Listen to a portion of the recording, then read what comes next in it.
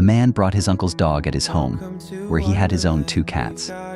His uncle had to go abroad, and the dog would get alone. The dog gets confused and shy as he enters new home. He quickly runs to a corner, and the cat starts attacking him. The cat is worried about her territory and wants the dog to go. The innocent dog tries to be friends with the cats, but the cats are not welcoming him. They constantly growl and hiss at him.